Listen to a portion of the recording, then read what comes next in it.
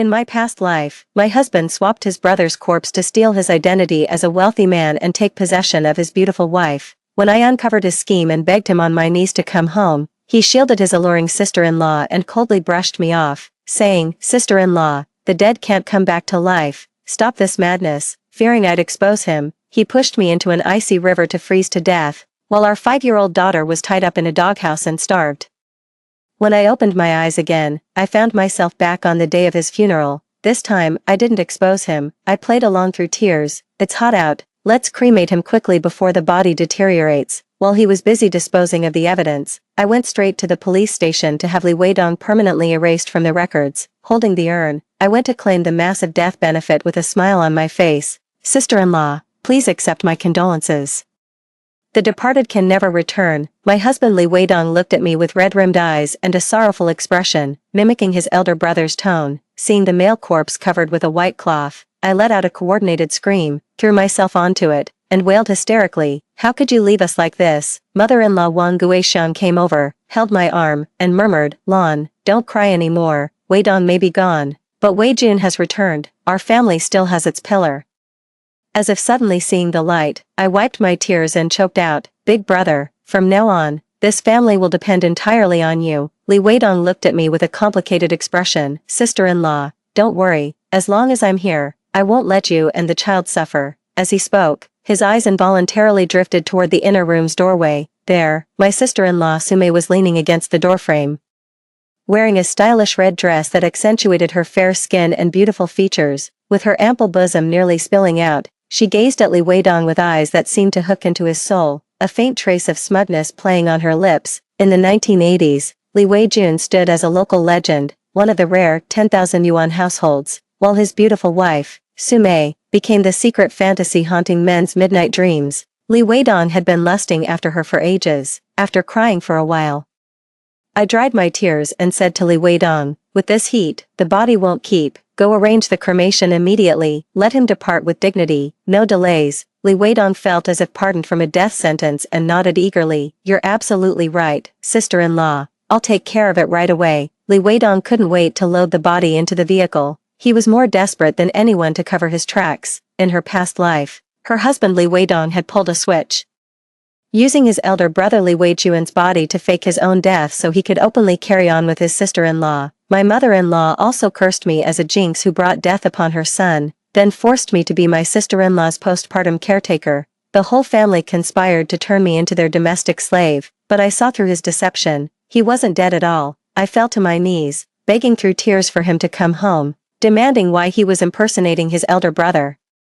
He shielded my coquettish sister-in-law, called me a raving lunatic, and shoved my non-swimming self into the frozen river. My 5-year-old daughter tearfully asked her father why he abandoned her, only to be chained in the doghouse and starved for 7 days and nights. We were a helpless widow and orphan, one frozen to death, the other starved to death, given a second chance at life. I'd rather be a widow than stay with this worthless man. I thought coldly, Li Weidong, since you're so eager to become Li Weijun and fly off with Sume, fine, I'll grant your wish. Then you can just be Li Weijun for the rest of your life. Li Weidong moved quickly, returning with an urn in less than half a day. The family had set up a simple mourning altar according to funeral customs, with Li Weidong's smiling face looking out from the black and white photograph.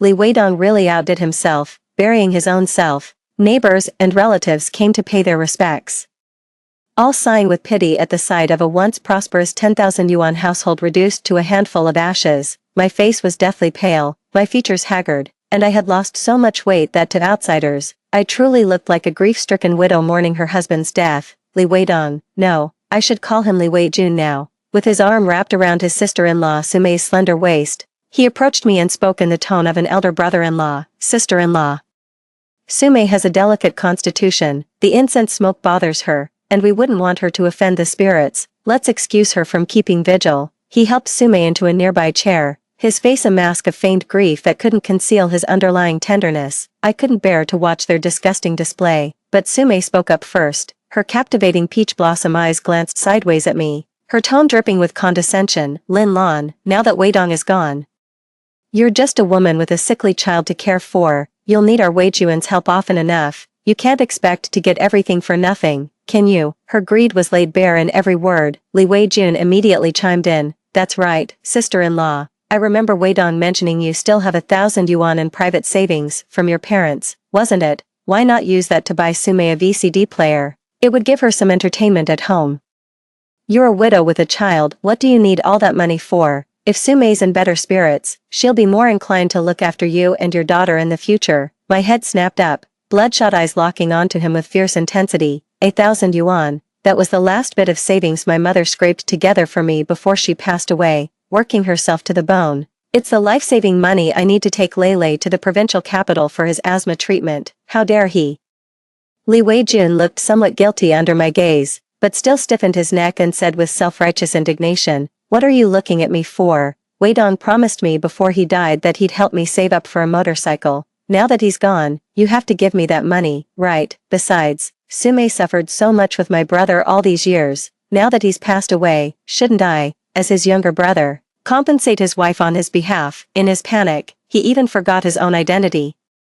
Alternating between claiming to be Li Weijun and Li Weidong, the villagers were utterly confused by his rambling, but they all felt it was improper for an elder brother-in-law to demand money from his newly widowed sister-in-law. I fell silent for a few seconds, then suddenly covered my face and burst into loud, wrenching sobs. There's no money left, not a single cent. Li Weidong squandered all his money on drinking, gambling, and women. He even secretly pawned my dowry. Now I don't even have enough to buy medicine for Lele. Li Weijun snapped, the words tumbling out. Impossible, you clearly still have 1,000 yuan. The passbook is right in the... He cut himself off mid-sentence, his face turning ashen, seizing on his slip-up. I cried even harder, pointing an accusing finger at him. Brother-in-law, my husband's body isn't even cold yet, and instead of keeping vigil at the funeral, you're here hounding a widow about her meager savings. Are you trying to drive me and my child to our graves? That was obviously a lie. Li Weidong might be a scoundrel, but he never stooped to whoring or gambling. But now, with no one left to testify, he had no way to refute it. The villagers looked at me with pity in their eyes,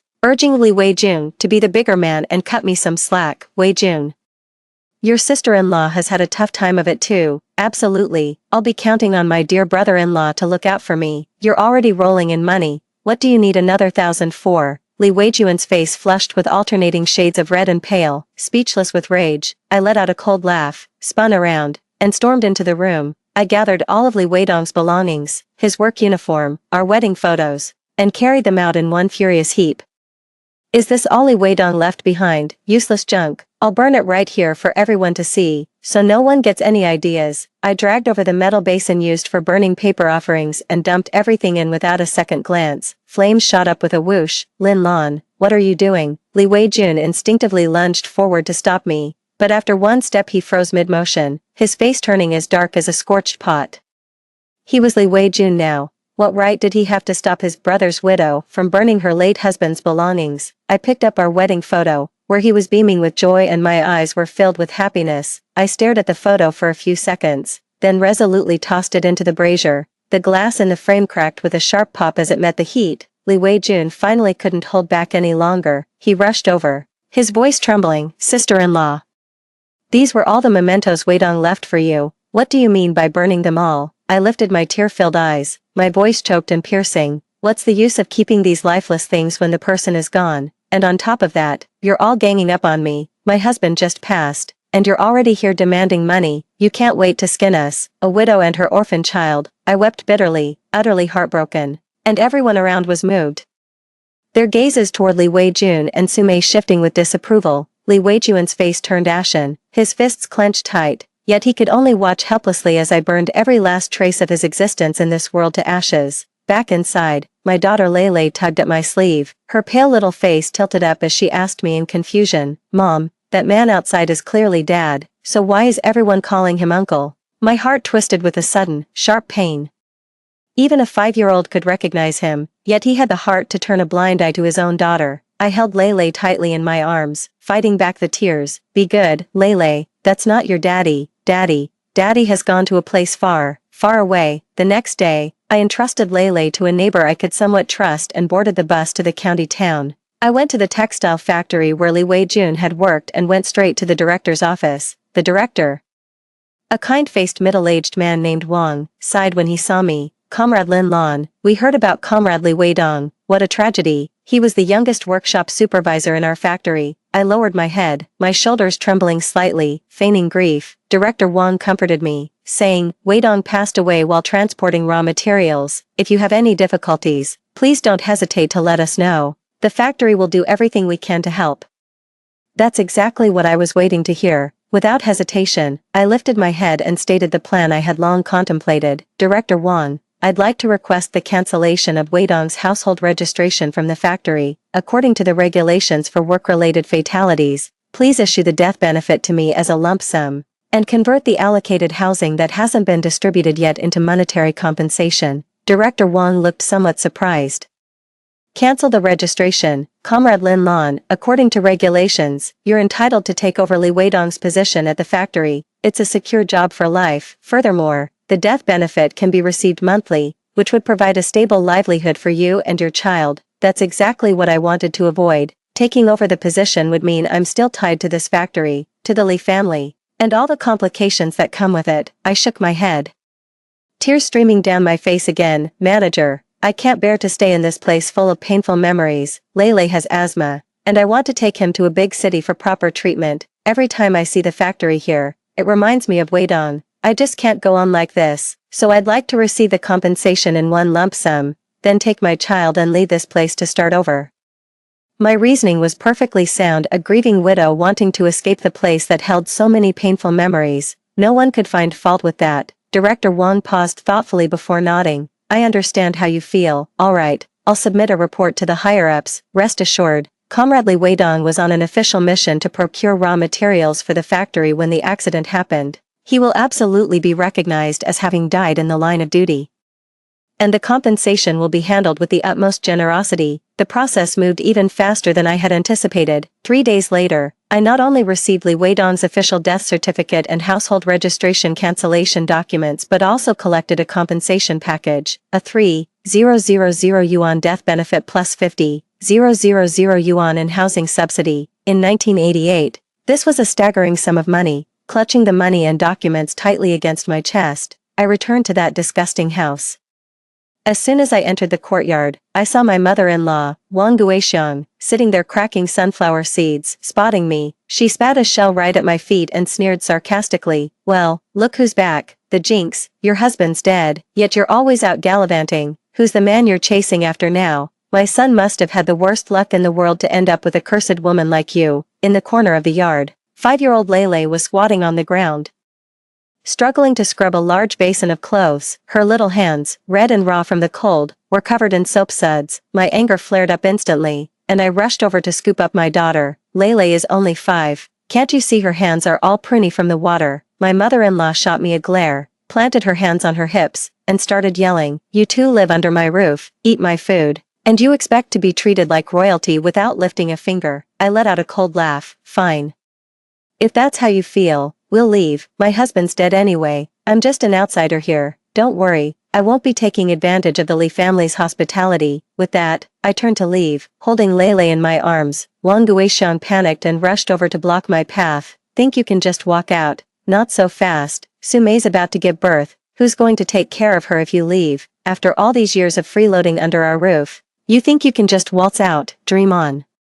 By the window in the inner room, Sumei was stroking her still flat belly, watching me with a smug look. Sis, don't take this the wrong way, but if you can't carry a child, that's on you. What I'm carrying here is Wei Juan's only heir, the Li family's first grandson. You'd better take good care of me. Li Weidong stepped out from behind her, one hand on her waist, and said to me in a commanding tone, Lin Lan, Mom is getting old, and Sumei needs looking after right now. Stop being so childish. I was so angry I could only laugh. Where was he as a husband when I was pregnant with Lele? When my water broke, I had to drag myself alone to the town clinic. Writhing in agony, Wang Guixiang turned cold and hostile the moment the ultrasound showed it was a girl. I didn't even get a bowl of warm soup during my postpartum confinement. Li Weidong was completely absent, using work as an excuse to never once visit the hospital. Now, why on earth should I have to serve this woman who's stolen my place like some kind of slave? Clenching my jaw, I carried Lele back to our cramped, dim little room, shut the door, carefully dried her little hands, and applied the clam oil I'd made myself. Outside the door, I could hear Li Weijun and Sumei talking in hushed voices. Look at that wretched look on Lin Lan's face. If you hadn't been clever enough to take her place, She would have bullied me and the child to death. Su Mei's voice was sweet and coquettish. Li Weijuan's voice was so tender it could melt butter. Don't worry, Mimi, for you and our child, I'd do anything. I'll protect you both for the rest of my life. Mom's on your side too. Why else would she agree to let me impersonate my older brother? That old woman only cares about money and grandsons. My nails dug into my palms until it hurt, and I bit my lip so hard it nearly bled. So the baby in Su Mei's womb was actually Li Weidong's all along.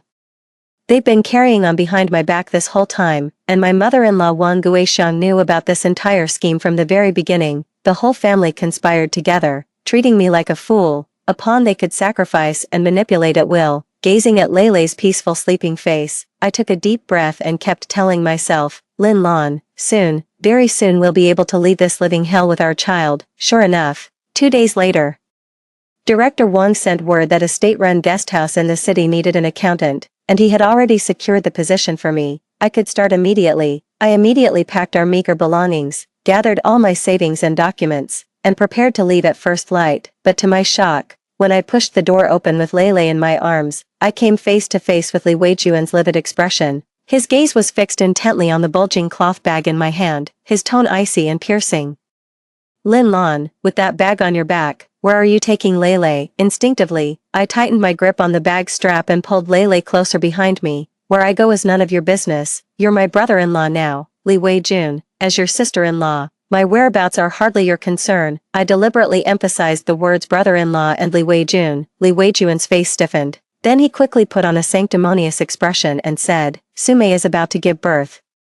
And we're short-handed at home, just like before. You can manage the household chores and take care of Leilei. There will always be a place at the table for you and your child. I looked at him coldly. My husband Li Weidong is dead. What would I, a widow, be doing staying with your family? It wouldn't look good if word got out. As a widow with a young child, there's not much we can do to help. Su Mei is your wife after all. It's more appropriate for you, as her husband, to take care of her yourself. With that, I tried to lead Leilei past him and walk away, but Li Weijun suddenly lunged forward and, catching me completely off guard, snatched the long-distance bus ticket to the city right out of my tightly clenched hand. He glanced at the destination on the ticket, his eyes instantly turning dark and menacing, then tore the ticket to shreds in a matter of seconds. Scraps of paper drifted down like snowflakes, settling at our feet. Lin Lan, he said with unwavering authority, I'm only thinking of what's best for you. You're a widow with a sick child. How will you survive without the Li family? You're better off staying put at home. At least you won't starve. Seeing the floor littered with paper scraps, I trembled with rage. I shoved him away forcefully. What do you think you're doing stopping me now? Li Weidong, don't you dare go too far. In the heat of the moment, I blurted out his real name. His face instantly darkened, but he quickly regained his haughty demeanor, looking impatient. Don't push your luck. I've already told you to stay. What more do you want? I just found it utterly absurd and ridiculous. In my past life, I begged him on my knees to save our daughter, but he stood by and let his mother drive us out of the house, leaving us to die without lifting a finger. Now that I want to leave of my own accord, they're all jumping out one by one to stop me. They just want to keep me around as their free maid, waiting on their whole family hand and foot. You're my brother-in-law, not my husband. I'll come and go as I please. What right do you have to stop me? I snapped sharply. He furrowed his brow, as if wrestling with a momentous decision, and spoke with reluctant concession. Lin Lan, are you really this heartless? Wei Dong's body is hardly cold, and you can't wait to leave. He paused, lowering his voice. Then how about I take on both family branches? Isn't it just that you need a man?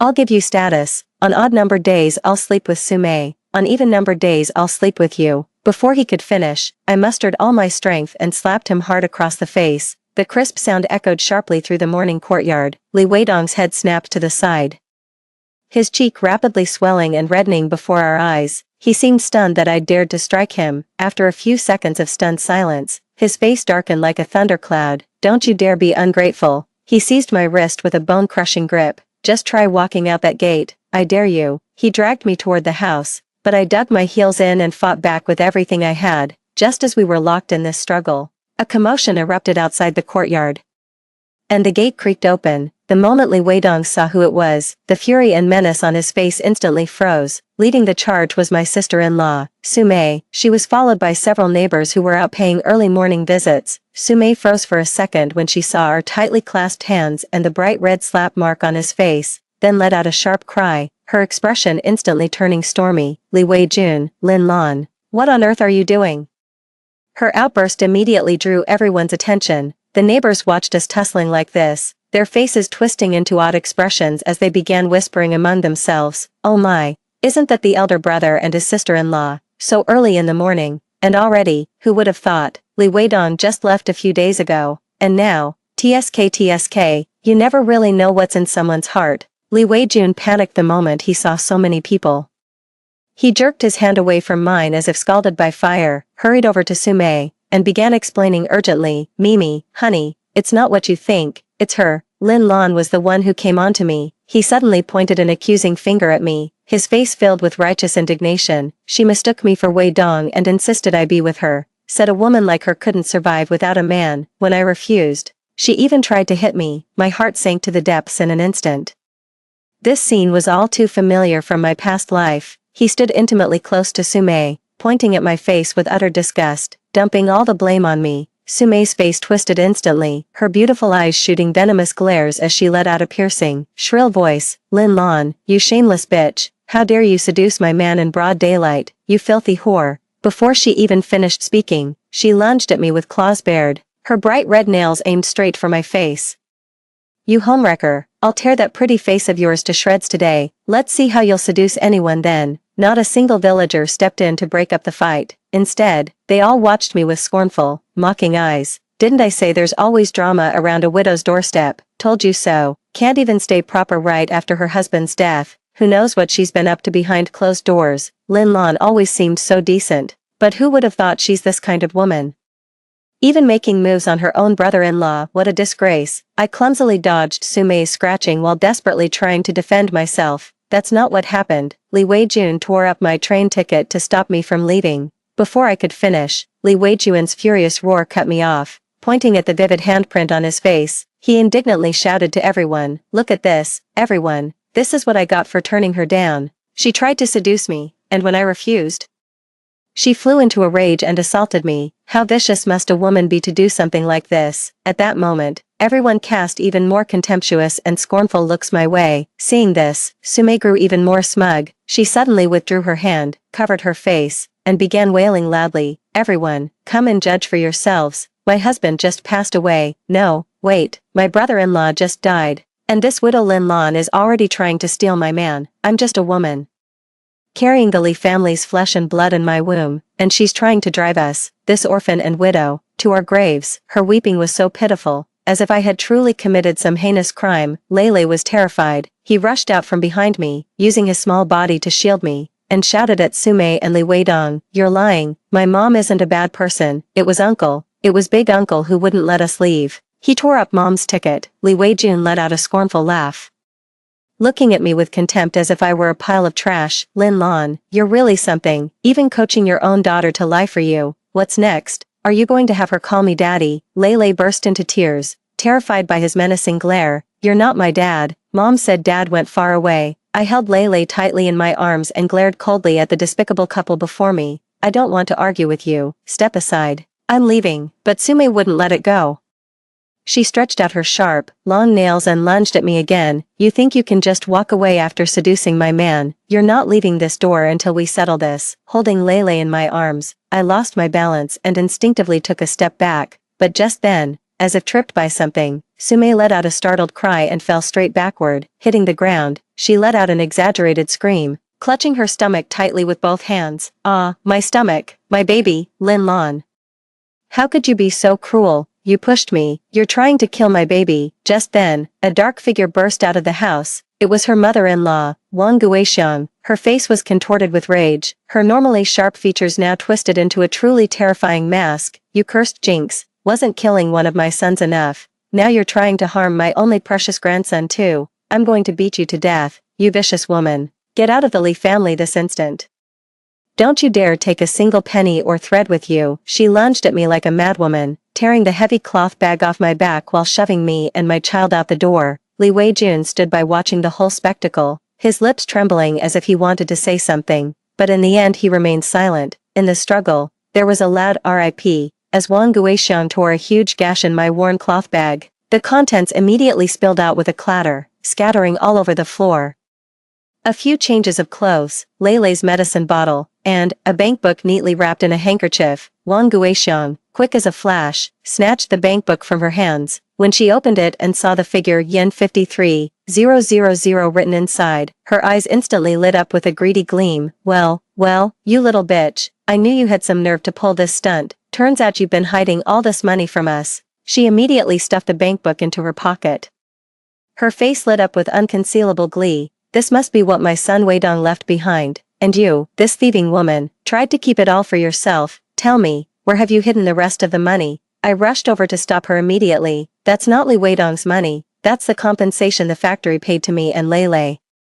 What right do you have to take it? After Li Weidong's sacrifice, as his direct relative, my mother-in-law had also gone to the factory to make a scene and received a few hundred yuan as a consolation payment, but she never expected that I, the widow, and the orphan child, would receive such a large sum of money. She shoved me aside with brute force, planting her hands on her hips and shouting at the top of her lungs, "What do you mean it's for you? I'm his own mother.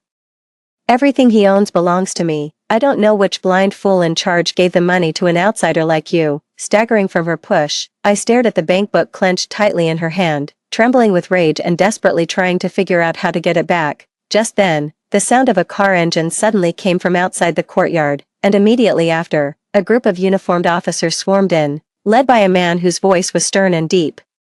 "Is there any issue with the compensation I approved?" The man who arrived was none other than Director Wang of the textile factory, followed by several security officers from the plant and a man in a crisp Mao suit who carried himself with an air of distinction. Seeing the chaos in the courtyard, Director Wang's face immediately darkened. "It is policy for the organization to distribute compensation to the families of comrades who sacrificed themselves in the line of duty.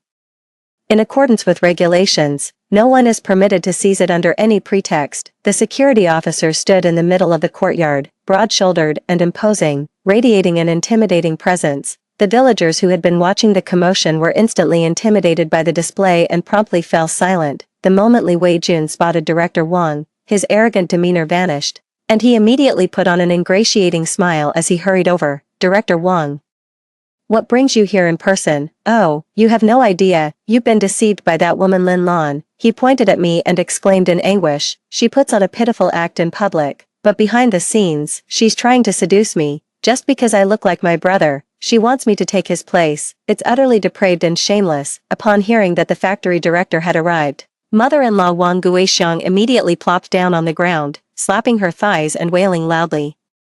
"Director, you must stand up for our Li family. When my son was alive, he never mistreated her in the slightest. The fact that she couldn't bear him a son was bad enough, but now she wants to pocket his death benefits too. She's sucking our entire family dry." Sumei timidly glanced at Director Wang, covered her face, and began sobbing softly, chiming in at just the right moment. "Director, Lin Lan, not only is she trying to steal my husband, but she also pushed me down and tried to harm my unborn child. As an expectant mother, how could I possibly endure such a shock?" The scene instantly descended into chaos, with voices condemning me rising one after another. Factory Director Wang shot them a cold glance, his voice devoid of any warmth. "Comrade Lin Lan is the lawful widow of Comrade Li Weidong. She is entitled to this compensation." He turned to Li Weijun, his gaze sharp as a torch. "Besides, Comrade Lin Lan submitted a report to me a few days ago, stating she's taking her child to the city for medical treatment and has already secured an accounting job at a city guest house.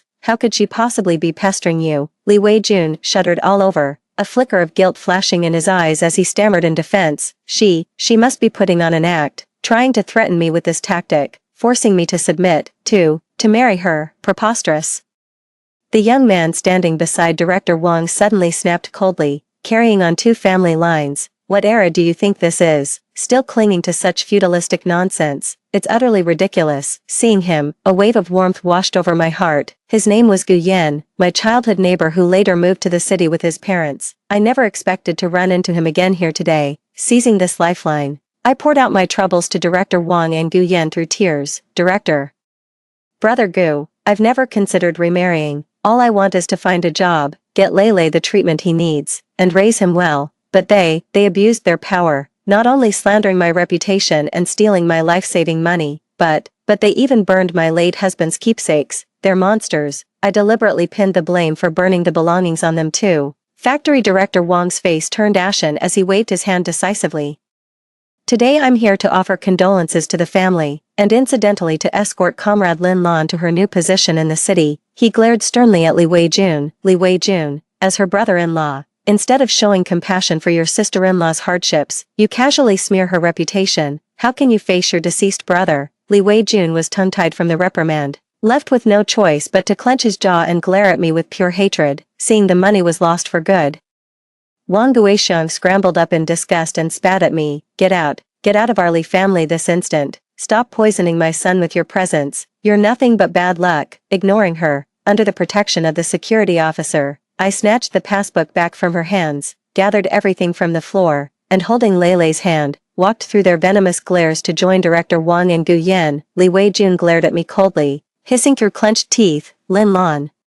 Mark my words, if you step out that door today, don't you ever think of coming back. Without a backward glance, and with Gu Yan's assistance, I carried Leilei and climbed into the factory's jeep. The car sped off in a cloud of dust, leaving those despicable faces far behind. Once we reached the city, everything fell into place smoothly. Director Wang arranged a very relaxed job for me at the guest house. With my high school diploma, I found the accounting work quite manageable.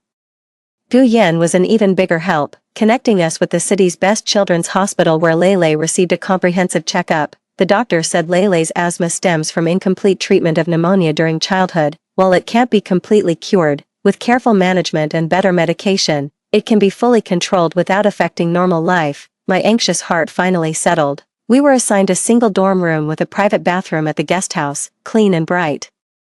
Seeing Leilei's smiling face become more frequent day by day, and his pale complexion gradually turning rosy, I felt this was truly what living should be like. Gu Yan would often visit us, sometimes bringing rare fruits from the market, other times buying Leilei the newest storybooks. He now works in an important city department with a promising future. Yet he shows special care for me, a widow with a child. Many at the guesthouse whisper behind our backs, trying to matchmake us, though I appreciate his kindness. After Li Weidong's betrayal, my heart has turned to ashes when it comes to love. All I want is to focus on my work and raise Leilei well. I thought my ill-fated ties with the Li family were completely severed. To my surprise, 6 months later, while taking Leilei for a follow-up hospital checkup, I ran into that disgusting couple again.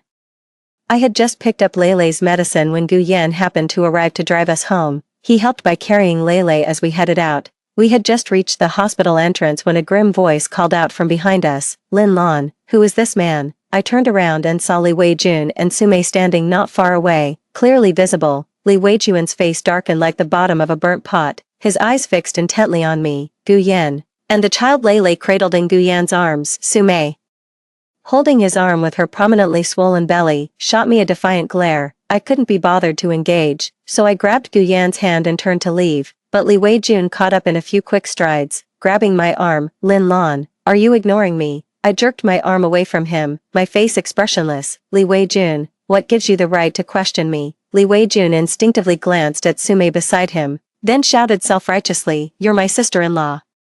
Of course I have a say in this. How long has it been since my brother died, and you're already getting cozy with another man, flirting shamelessly? Have you no dignity at all? Before I could speak, Gu Yan furrowed his brow first. He gently set Leilei down, stepped in front of me, and stared coldly at Li Weijun. Comrade, please watch your language. Lin Lan is single now. She has every right to see whomever she wants. Li Weijun looked Gu Yan up and down, his eyes flashing with envy at the sight of his well-fitted cadre uniform, then spoke with contempt. Do you even know what kind of woman she is? She's been married before. That sickly child you're holding is from her ex-husband. She's used goods, a woman who's already borne a child, and you still want her. I might as well tell you, I'm her brother-in-law. I look exactly like my younger brother. She used to make advances at me, treating me as his substitute. Before he could finish, Gu Yan cut him off coldly. I've known Lin Lan since we were kids. I understand what kind of person she is far better than you do. There's no need for you to gossip about her here. Li Weijun's face darkened with rage as he snapped. So you're old flames. No wonder you couldn't wait to get together right after my brother died. Lin Lan, when you married my brother, were you still pining for this pretty boy? You fickle woman. I couldn't hold back any longer. I rushed forward and slapped him hard across the face once more. Me, fickle. Since when is it any of your business to comment on my relationship with Weidong? I looked at his stunned and furious face, sneering. Let me tell you, Li Weijun, last night I dreamed of Wei Dong. He came to me in the dream, said he was sorry, told me not to wait around anymore, to marry a good man quickly and raise Lele properly. He also said your Li family is full of rotten apples.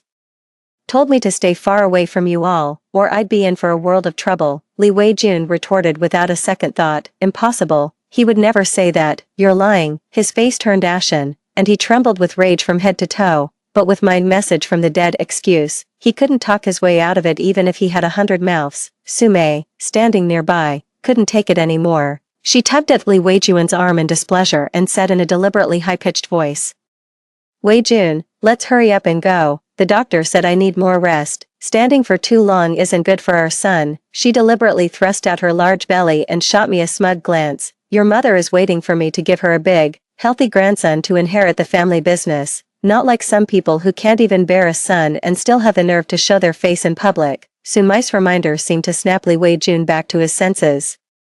He shot me a venomous glare before being dragged away by her. After they left, Gu Yan looked at me with concern. That brother-in-law of yours doesn't seem like a good guy. If he ever bothers you again, you must tell me. I forced a smile and thanked him for his kindness. Little did I know trouble would arrive so soon. A few days later, on my way back to the dorm after work, I had to take a quiet, deserted path. Halfway down the path, someone suddenly rushed up from behind, pressed a cloth over my mouth, and started dragging me forcefully toward a nearby grove of trees. My heart leaped in panic, and I immediately began struggling violently, biting down hard on the back of their hand. The person gasped sharply, quickly let go, and whispered urgently, Lin Lan, it's me, don't scream, just listen, it's Li Weijun. He grabbed my arm tightly, pinned me against a tree, and whispered, I've thought it over these past few days. I forgive you for the mistakes you made before.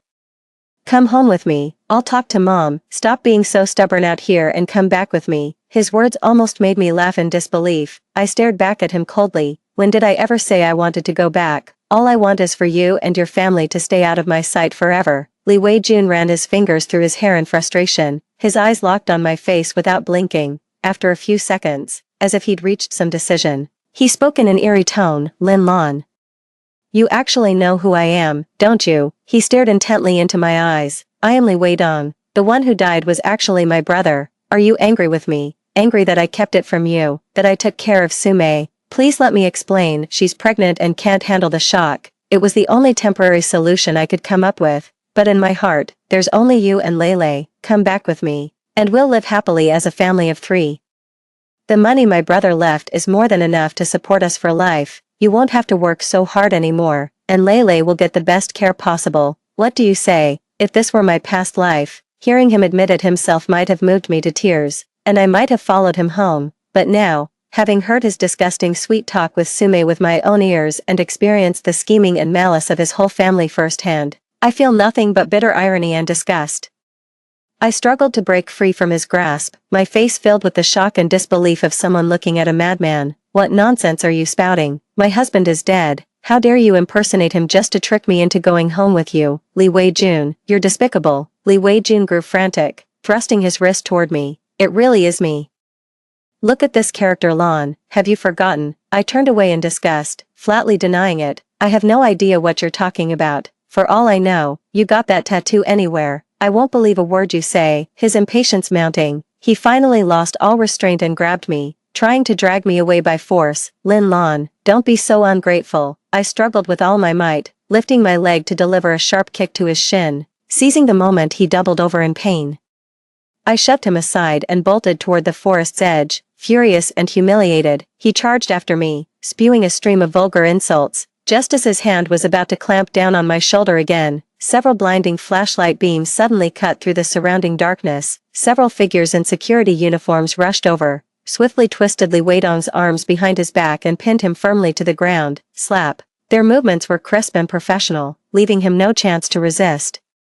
It was the guest house's night patrol team. The person leading them was none other than Gu Yan. He strode quickly to my side, took off his own coat and draped it over my shoulders. Seeing my disheveled collar and panicked expression, his eyes instantly turned as cold as ice. Without a word, he personally took a rope and tied up Li Weijun tightly, then turned to me with concern and asked, "Are you all right?" I had just shaken my head when I heard Li Weidong, pinned to the ground, shouting at the top of his lungs, "What are you doing? Let me go." Do you have any idea who I am? I'll sue you for abusing your authority. Just you wait. Gu Yan shot him a cold glance. Kidnapping women by force is an atrocious act. You should be more concerned about how you're going to explain this to your superiors. Everyone present looked at Li Weijun with contempt. Someone spat on the ground. He looks like a decent human being, but turns out he's a beast in disguise. Li Weijun flushed crimson under the stairs. He glared at me with venomous eyes, hissing, Lin Lan, it's you. Did you do this on purpose? You knew I'd come, you set me up. I didn't say a word, just shrank back behind Gu Yan. Gu Yan raised a hand and told the security officer, take him to the security office. This is a serious matter that requires strict handling. When we reached the security office and faced the hostel's leadership, Li Weidong's arrogance finally deflated a little. He started making excuses for himself. Boss, I only came to see her because I care. A woman raising a child all alone, how could that be easy? She needs a man to rely on. Out of the kindness of my heart, I've been looking after her for my late brother. I tried to persuade her to come home, but she didn't appreciate it and even accused me of forcing her. That's slander. She's the one who's been acting improperly, fooling around with other men. After hearing Gu Yan's report and seeing how shaken I was, the boss slammed his hand on the table, his tone icy. Comrade Lin Lan made it clear to us long ago that she has severed all ties with your Li family. How dare you barge in here in the dead of night and drag her into the grove by force? What were you thinking, Li Weijun? This constitutes the crime of hooliganism. You could be arrested and prosecuted. Considering your current status as a 10,000 yuan household contributing to the local economy, we'll let it slide without involving the police this time, but you'll receive a major demerit and be publicly criticized throughout the entire factory. Li Weidong was now using his brother's identity and held a sinecure in the transport team where his late brother had worked. If he were to be formally disciplined and publicly denounced, his reputation as a 10,000 yuan household would be utterly ruined. He'd never be able to hold his head high in this county again. He instantly flew into a rage, yelling wildly, I'm the workshop director. What right do you have to punish me? Everyone paused for a moment. Then someone couldn't help but burst out laughing. You, the workshop director. What kind of fantasy are you living in? Li Weijun was sweating profusely, shouting, it's true, my name is Li Weidong. I'm the real workshop director of the textile factory. He turned to me, as if grasping at a last straw, looking at me with a pleading, desperate gaze. Lin Lan, you know, please, testify for me. I'm Li Weidong, I'm your husband. Every pair of eyes in the room instantly fixed on me. I met his gaze, my eyes as calm and still as stagnant water, and spoke each word deliberately. Your name is Li Weijun. My husband, Li Weidong, has been dead for a long time. It was you who personally drove his body to the crematorium and had it cremated. Li Weijun looked as if he had been struck by lightning, staring at me in disbelief. How could you not recognize me? I am Li Weidong. The one who died was Li Weijun. Lin Lan, look into my eyes. Hearing him say those words with his own lips, a profound mix of sorrow and grim satisfaction welled up inside me. Li Weidong, you knew everything all along. Yet back then, you chose to play deaf and dumb. Standing by as I was condemned by everyone, watching you lock our own daughter in that dark little room, I spoke coldly, my voice low but every word cutting straight to the heart. Oh yeah, like I wouldn't recognize my own husband. You're not him, your face might be a copy, your voice might be a copy, but your heart, it's rotten, it's putrid. You are not him. My husband, Li Weidong, is at peace in his grave. Why do you keep impersonating him, denying him even that peace in death? My words convinced everyone present, a madman, a pathetic wretch who would impersonate his dead brother just to escape punishment. Someone scoffed, if you're really Li Weidong, why would you give up a perfectly good workshop director position to impersonate your brother? I see what this is. You're trying to impersonate Li Weidong, using his sacrifice in the line of duty to gain sympathy and escape responsibility, aren't you? What a cunning plan. Li Weijun turned purple with rage. Trembling all over, suddenly, his eyes lit up as if he'd remembered something, and he shouted, someone can vouch for me, my mom, and Sume, they both know I'm Li Weidong. The leaders exchanged a glance and decided to get to the bottom of the matter. Soon after, the guest house contacted the county authorities and arranged for a vehicle to bring Wang Guixiang and Sume over that very night, to prevent them from coordinating their stories. The leaders decided to question them separately. Li Weijun sat in the chair, confident of victory, and even shot me a provocative sneer. Lin Lan, I've finally seen your true colors. You're nothing but a vicious, heartless woman. Once I reclaim my status, my first order of business will be divorcing you and making sure you leave with nothing. I gave a non-committal smile and quietly waited for the verdict. A few minutes later, Sume was the first to emerge from the interrogation room. The moment she spotted Li Wei-jun, she rushed over to him as usual, clinging to his arm and cooing in a sugary voice, "Darling, are you alright? They didn't rough you up, did they?" Li Wei-jun recoiled as if stung by a scorpion, violently shaking off her hand as he snapped, "Who are you calling husband? I'm Li Wei-dong, not your husband." Li Wei-jun. Sume was momentarily stunned by his outburst, then pouted in hurt confusion. "Darling, what nonsense are you talking? I just went through so much trouble convincing our supervisor that you're my husband, Li Wei-jun, that you're just confused from the shock of your brother's recent death." At these words, Li Wei-jun froze completely, the color draining from his face in an instant. Before he could respond, his mother Wang Guixiang emerged from another room. The moment she saw her son, she conspiratorially leaned in, lowered her voice, and smugly took credit. "Son, don't you worry, Mom's already talked to them. We'll just say you were so heartbroken you started believing you were Wei Dong. They'll never suspect you're an imposter. Our family's reputation as 10,000 yuan households is safe." I curled my lips into a cold smile. Li Wei-dong, Li Wei-dong. Do you really think your family is your last resort? You're wrong. Their stupidity and greed are the final steps that will send you to hell. Sure enough, the leader finally emerged from his office, his face grim, and announced, "Li Wei-jun.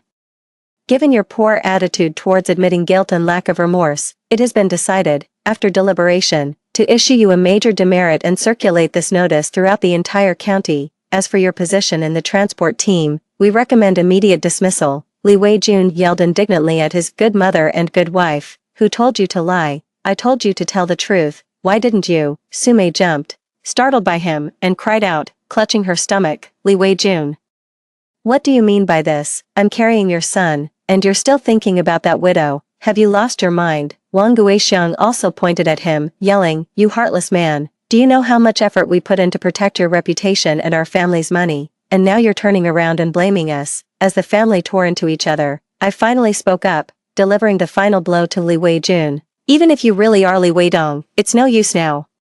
His household registration has been officially cancelled by the textile factory, his death benefits have already been paid out, his position as workshop director was filled by the deputy director last month. From a legal and procedural standpoint, Li Wei-dong is a dead man." Li Wei-jun was completely stunned, as if all the strength had been drained from his body, and he slumped weakly into the chair. Then, with eyes blazing with fury, he glared at me and shouted, "It was you, Lin Lan. You did this. How dare you cancel my household registration? How dare you?" I shook my head, sighed, and looked at him with pity. "Brother-in-law, snap out of it. Stop deluding yourself that you're my dead husband." As Li Wei-jun was being dragged out by the security officer, he kept shouting that he was Li Wei-dong, the workshop director, and no one had the right to discipline him. His voice sounded like a desperate, trapped beast. After that night, I never saw Li Wei-jun again.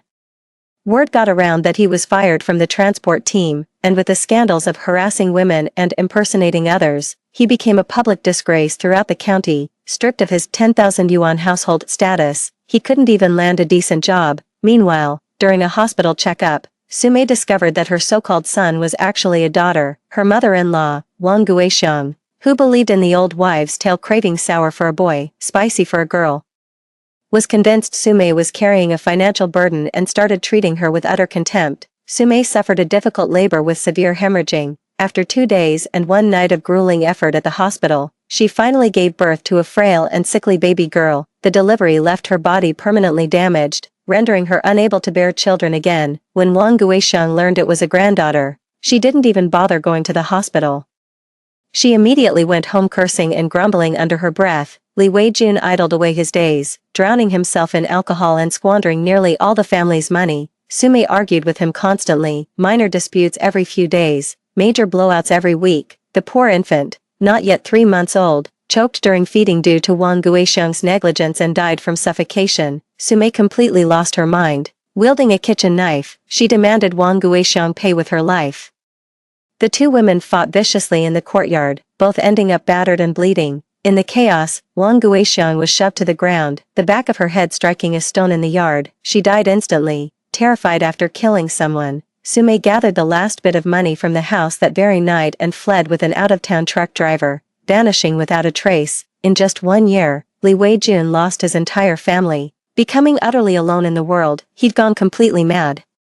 Wandering around town all day telling everyone he was Li Wei-dong, the workshop foreman at the textile mill, and that his family and wife had ruined him. but no one believed a word he said anymore. People said the Lee family was cursed, the whole lot of them were lunatics plagued by bad luck, and anyone who got involved with them was asking for trouble. Meanwhile, thanks to Gu Yan's recommendation, I got into night college to further my studies in accounting. Lele's health has improved significantly, and he's become much more outgoing. 2 years later, I earned my associate degree and was hired as a finance manager at a large state-owned enterprise. My son and I bought a home in the city and settled down. 3 more years passed, and Lele graduated from elementary school with excellent grades and outstanding character. On a sunny afternoon, Gu Yan knelt on one knee before me, holding a simple ring in his hand. "Lon, give me a chance to take care of you and our child for the rest of our lives. Will you?" Gazing into his sincere eyes, then looking at our daughter laughing joyfully with her classmates nearby, I finally nodded through my tears. I stopped actively seeking updates on what became of Li Wei-jun. I only occasionally heard an old colleague, who was visiting family back home, mention that a disheveled, deranged beggar had appeared by the town's garbage dump. He'd ask everyone for money to buy alcohol, and once drunk, he'd cry out a name, Lon.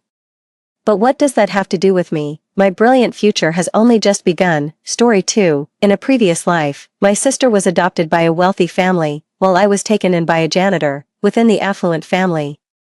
My sister faced severe internal strife, indifferent parents, and bullying from her brother, which eventually led her to leave with nothing. In contrast, my adoptive family, although not wealthy, was filled with love and harmony. Ironically, the wealthy young master fell in love with me, a poor girl, turning my life into something straight out of a TV drama. Driven by resentment, my sister murdered me, and we both found ourselves back to the day we were adopted. This time, she rushed into the janitor's arms. "Sister, this time, I'm the lead in the drama." But she didn't realize that being the protagonist isn't about where you come from. My sister and I were reborn and returned to the day we were at the orphanage waiting to be adopted. In the director's office stood 2 families, the Gu family and the Zhou family. The Gu family was impeccably dressed, the man wore a suit, the woman was adorned with jewels, and their only son Gu Zhiyue was in a high school uniform but sported a pair of globally limited edition sneakers. This was the illustrious Gu family, with the father being a business magnate contributing significantly to the city's taxes and the mother a socialite frequently seen at jewelry auctions and charity dinners. Their son, Gu Zhiyue, was known as the city's prince. In contrast,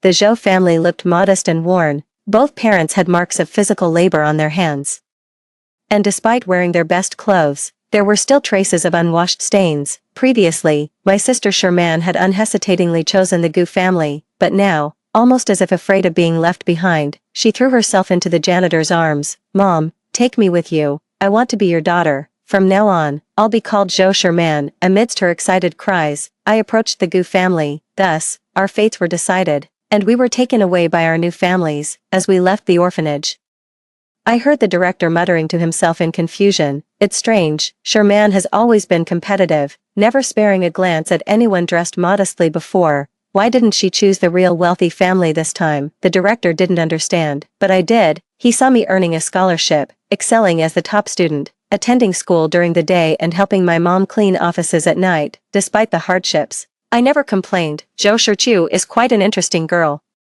he remarked. It was like something out of a drama series, where the rebellious rich young master falls for the resilient and poor innocent girl. Later, when Gu's parents passed away and the time came to divide the inheritance, Gu Zhiyue, accompanied by a team of lawyers, left Sherman with nothing, forcing her out of the family without a penny to her name. A few months later, Gu Zhiyue married me. Even at the wedding, he boldly declared, "Zhou Shichu, from now on, what's mine is yours." Unfortunately, I never got to enjoy Gu Zhiyue's wealth, because a few days later, driven to despair and madness, Sherman killed me in a car crash. In this new life, my sister didn't hesitate to choose the Zhou family. Though they weren't extremely wealthy, the absence of scheming allowed her to enjoy the full and undivided love of her parents and grow up in a happy home. She would also be cherished and protected by a wealthy young master, eventually leading to a fairy tale-like grand wedding.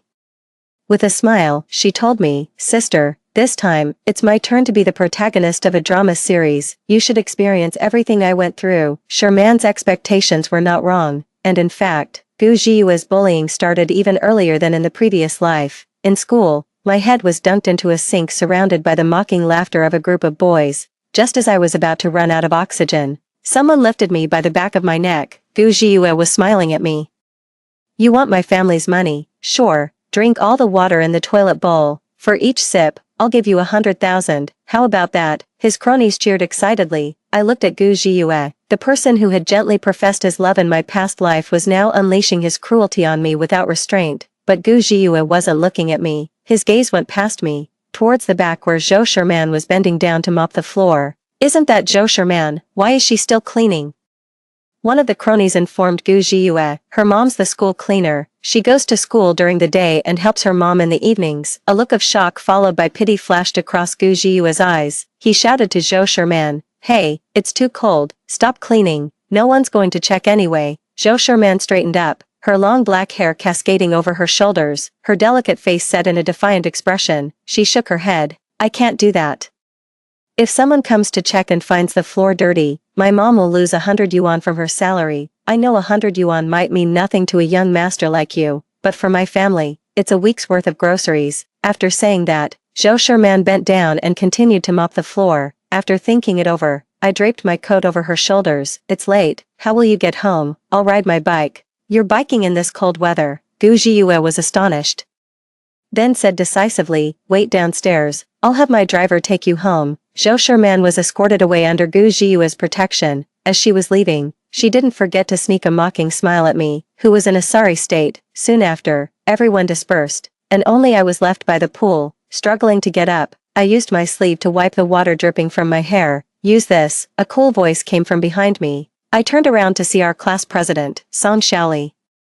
She was a quiet and reserved girl, very studious, and wore long sleeves through all seasons. In the past, she had helped Zhou Sherman when she was being bullied. She handed Zhou Sherman a towel and urged her to expose Gu Zhiyue's bullying, but Zhou Sherman slapped her hand away. "What do you know? He's my brother." Back then, Zhou Sherman was still dreaming that Gu Zhiyue would come to like her, so afterward, Song Xiaoli stopped intervening and continued to keep to herself. Later, close to graduation, Song Xiaoli took her own life. That was when we learned that her family was extremely poor. Her grandmother was bedridden year-round, and her father was a gambler who not only abused her but also planned to sell her to settle his debts. Now, she stood next to me, holding a clean towel. I hesitated, then took it. She didn't say much else and turned to leave. She probably thought there wasn't much to say to someone like me, a privileged daughter of the Gu family, watching her figure about to disappear. I suddenly spoke up, "Class president." She stopped in her tracks. I scratched my head. "Well, I just transferred here and still don't know my way around. Where's the cafeteria? Can you show me?" In the cafeteria, the table was set with 4 dishes and 1 soup. Braised spare ribs, steamed pork with eggs, cola chicken wings, stir-fried choy sum, and clam and winter melon soup. It was indeed the best high school in Jiang City, and the cafeteria's food was a point of pride. I scratched my head again. I accidentally ordered too much. It's shameful to waste, and you probably haven't had dinner yet, right? Shall we eat together? Song Xiaoli was silent for a moment, then finally picked up her chopsticks and began to eat. I noticed her wrists peeking out from her school uniform sleeves, delicate and slender. Actually, it's girls like the class president who truly need help, but because they're not beautiful and don't complain, they just become a forgotten weed in the memories of youth, not even qualifying as the lead in a romantic drama. This time, I'm determined not just to save myself, but to save her too. Resolute, I spoke up. Conic sections are so hard, I can't understand them at all. Class president, you're good at studying, how about tutoring me? Song Xiaoli, with a piece of braised rib in her mouth, looked at me with an expression that said, "Are we that close?" I didn't give her a chance to refuse. I cheerfully put my arm around the class president's shoulders. "Then it's settled, I'll pay you for the tutoring." I gave a portion of my living expenses to the class president, claiming it was a prepayment for tutoring fees. She looked at the envelope with 100 red bills inside. Too shocked to speak, in both past and present lives, the Gu family always ensured that their adopted daughter never lacked basic necessities and living expenses. However, the amount of money that Gu Zhiyue considered small was enough for Song Xiaoli to afford her grandmother's medicine and hospital fees. She could even rent a small apartment off campus to escape her abusive father. After scheduling a tutoring session with the class leader for the next day, I returned home. The luxurious villa was empty. Father Gu was out at a business entertainment, and Mother Gu was at the beauty salon for maintenance. As for Gu Zhiyue, he was probably dining at the Zhou family's home. In a previous life, the Zhou family's parents warmly invited him to stay for dinner after seeing him drop me off. Just like a scene from a typical idol drama, a simple dinner in the modest household allowed the young master, accustomed to the cold luxury of affluent life, to experience the warm kinship of a poor family, the genuine smiles always present on the faces of Zhou's parents and the warmth of their humble, lively home made Gu Zhiyue yearn for and appreciate the simplicity of life in such a family. At this moment, although he and Zhou Sherman were eating plain food, they were probably very happy. I slowly changed into my Hermes robe, washed my face with Chanel cleanser, ate a bowl of rock sugar bird's nest prepared by the nanny, and sneered. Unbeknownst to many, the Zhou couple was not as genuine as they appeared. They favored boys over girls and initially wanted to adopt a boy. However, since there were no healthy boys available in the orphanage, they settled for a beautiful girl, hoping she would attract a wealthy suitor in the future. Seeing Gu Zhiyue drop off their daughter, they were thrilled and immediately saw him as a potential match, welcoming him warmly. The so-called familial warmth was nothing but a performance, as that was all they had to impress someone from an affluent background. In a previous life, when I told them I didn't want to marry Gu Zhiyue, my foster mother locked me in a room while my foster father beat me severely with a table leg and a belt. Zhou Sherman might think she's entered heaven in this life, but in reality, there is no true heaven on earth. The Gu family represents a wealthy hell, while the Zhou family is a poor one. Surviving these hells depends on one's own capabilities. In the days that followed, Gu Zhiyue's malice intensified. The lunch prepared by the nanny was sabotaged with a box full of tacks. Dead spiders were squeezed into my facial cleanser and toothpaste. My dresses were burnt with cigarette butts. Each time I was startled and looked up, I met Gu Zhiyue's sinister smile. He mouthed to me, "Gu Shichu, you deserve this." He expected me to cry, but I calmly disposed of the tacks, threw the spiders in the trash, and neatly folded and put away the dresses. This made his smile disappear. He stared at me intently, his voice almost a growl. "Let's see how long you can keep this up." Fortunately, despite enduring Gu Zhiyue's malice, I now had access to all the resources of the Gu family. I no longer had to juggle school during the day and forced labor for my foster mother at night. Instead, with a nanny to take care of me and a driver for transportation, I could focus solely on my studies. In a previous life, I had to save money for a long time to buy extra educational materials, always wary of my foster father stealing my money for his drinking and gambling. Now, my wardrobe was filled with designer clothes and my jewelry box with pieces from Van Cleef Arpels and Cartier, all casually given by Mother Gu. I don't need to pay for it myself. In addition, at the beginning of every month, I receive 50,000 yuan in cash for spending money and a credit card with a limit of 100,000 yuan. If I run out, I just need to tell the butler, and within half an hour, new funds will be deposited into the card. The tough life I used to lead has now fallen entirely on Zhou Shimen. I saw her sleeping through classes because she had to help her foster mother with chores at night and couldn't get enough sleep. Gradually, she stopped doing her homework and began handing in blank papers during exams. In my previous life, I relied on black coffee to keep going, and when I was really tired, I would prick myself with a compass just to stay awake and study. But Zhou Shimen lived a pampered life in her previous life and didn't have the same determination or perseverance, let alone care about her studies. In her view, becoming the fiancé of the Gu family's heir apparent was far more valuable than getting into top universities like Tsinghua or Peking University. So, Zhou Shimen focused all her energy on making Gu Zhiyue like her more. She wouldn't listen during math class. Instead, quietly writing in a diary meant for Gu Zhiyue's eyes only. She wouldn't show up for dance rehearsals, preferring to sneak out of school with Gu Zhiyue to drive to the countryside and watch the stars. Then, on the eve of the dance performance, she sat outside the rehearsal room crying. I guess Zhou Shimen had studied the crying techniques of drama heroines, looking up at the sky at a 45-degree angle, tears brimming in her eyes but stubbornly refusing to fall. Then, Gu Zhiyue happened to pass by and see her. The moment Gu Zhiyue asked what was wrong, the tears Zhou Shimen had been holding back finally fell. She threw herself into Gu Zhiyue's arms and burst into tears. "Zhiyue, I've lost my chance to perform. All the girls in class are on stage, only I am not allowed to participate." Gu Zhiyue already despised me immensely, and upon hearing this, he became furious. "Why not?" Zhou Shimen bit her lip, trying hard to stop crying, but still sobbed. She said, "My mom is just a cleaner, and my dad is a security guard. I can't even afford the performance costume. I don't deserve to be on stage." Gu Zhiyue's expression grew increasingly grim. He looked at Zhou Shimen, who was struggling to breathe between sobs, and said softly, "It's just a costume, I'll buy it for you." Zhou Shimen shook her head, the very picture of a virtuous and impoverished damsel. No, it costs 800 yuan. I can't accept such an expensive gift from you. Gu Zhiyue was both angry and distressed. How dare she? He blurted out in anger. Zhou Shimin tearfully shook her head. After all, she is your sister, the lady of the Gu family. Several buildings in the school are donated by your family, and your father is an honorary member of the school board. Even if the teachers know she's bullying, what can they do? Zhou Shimin didn't notice that at that moment, a reporter who had come to the school for an interview passed behind her. Leaning forward, the reporter, sensing a story like a shark smelling blood, asked keenly, "Bullying? What bullying?" And just like that, the situation blew up. The school's largest meeting room was crowded with people: the principal, vice principal, head of discipline, class teacher, journalists from various newspapers. The parents of both the Gu and Zhou families were all present, with Zhou's parents standing in a corner of the room, protecting Zhou Shimin, who was covered in tear stains, their faces full of grievance and anger. Gu's parents originally didn't want to come when they heard it was my trouble. Only when they heard that even the newly appointed head of the education department was present did they rush over. Jiangqing No. One high school is the best high school in the city, a model for the education department. Gu's father and the head of the education department clearly had a prior relationship. As soon as he entered, he approached the department head and started smoothing things over. For such a small matter, even Director Li has been alarmed. It's really just kids having conflicts.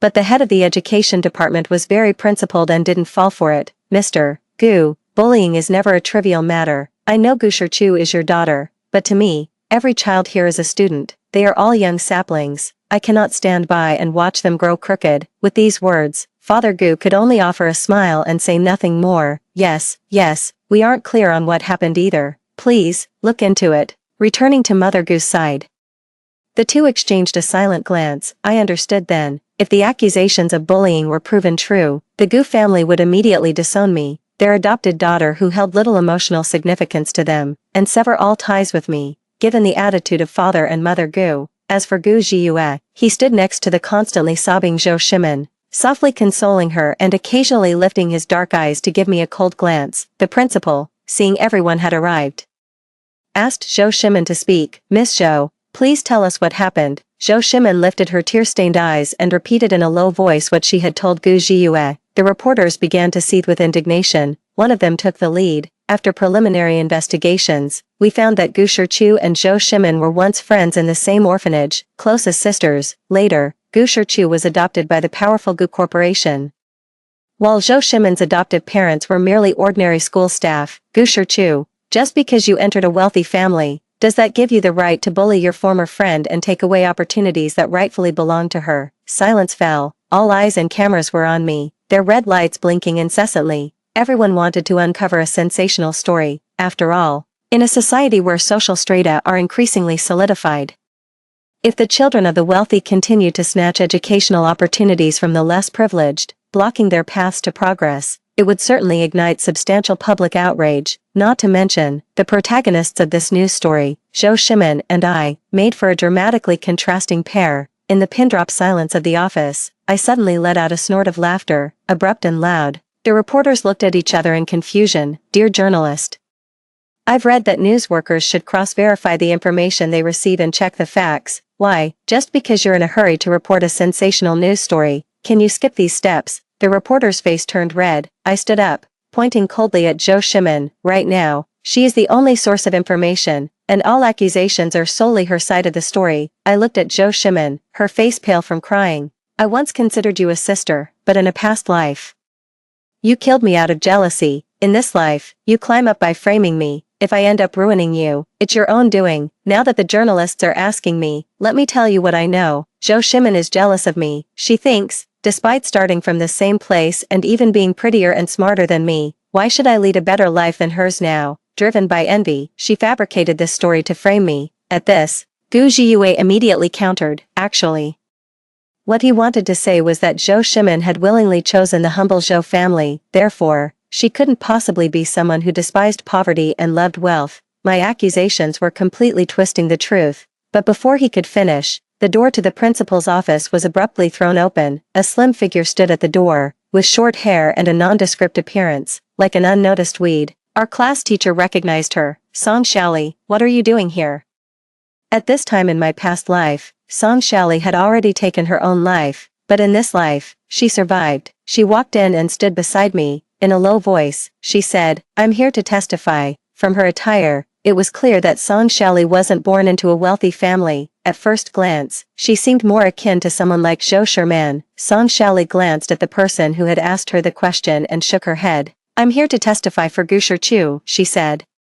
I was surprised to see Song Shali there. Honestly, I had prepared extensively for today's confrontation, but Song Shali was not among the witnesses I had prepared. After all, our relationship wasn't particularly close. After giving her some money last time, she checked the current market rates for tutoring fees. Calculating an hourly rate, she returned the excess money to me. She tutored me in math for an hour each day. When the hour ended, she would promptly pack her bags and leave.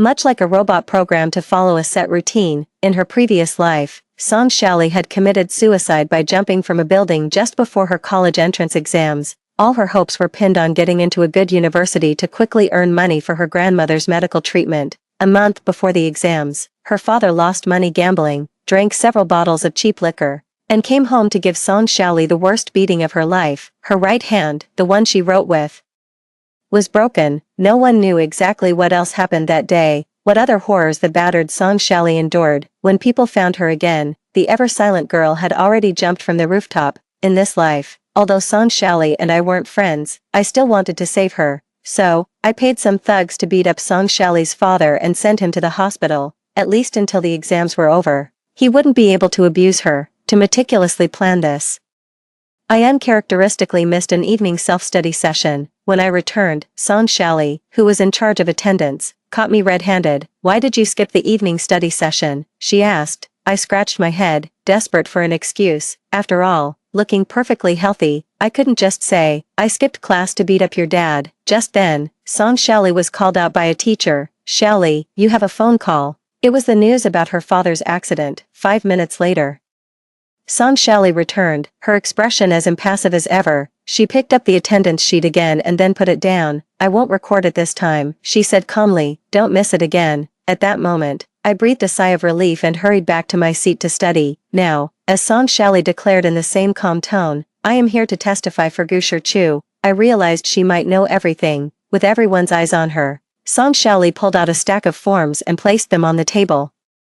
Zhou Shimon's face turned ghostly pale. Entering the dance studio for rehearsal required filling out forms according to school regulations, what times the studio was borrowed and who was using it, all documented. However, this was not strictly enforced, and filling them out was cumbersome, so eventually, most stopped and just notified the dance teacher directly. No one expected that Song Shali, meticulous as ever, filled out the forms every time and kept them all. Now, under the watchful eyes of everyone, it was clear to see, out of over 30 forms, Zhou Shimon's name appeared only on 2. This meant that out of more than 30 rehearsals, she had attended just 2. After everyone had a clear view of the forms, Song Shali slowly began to speak. Zhou Sherman claimed that Gu Shichu mocked her for not being able to afford the performance costume, and that's why she wasn't allowed on stage.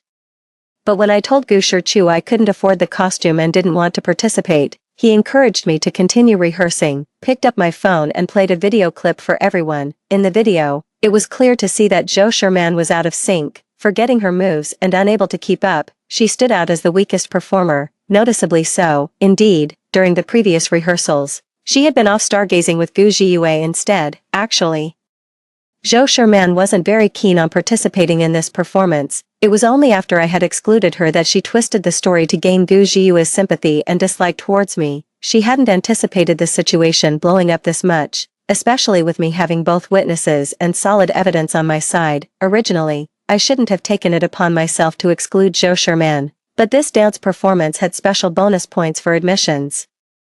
And 2 girls in our group who are specialized students were relying on these points for their future education. Had I allowed Zhou Sherman to participate, it would have jeopardized their opportunities, so I had to make that decision. After the interview, the public perception of me and Zhou Sherman completely flipped. Classmates began to say she suffered from a persecution complex and started to distance themselves from her. "Don't get too close to Zhou Sherman, or she might accuse you of bullying her because she's poor." Realistically, her family isn't that poor, right? Both her parents have decent jobs, and there are many students at our school who are poorer and rely on scholarships, yet they don't go around claiming they are bullied. Some people just like to blame their fate instead of putting in the effort. Surprisingly, Zhou Sherman remained quiet throughout. She passed the final self-study period in silence, without stirring any trouble.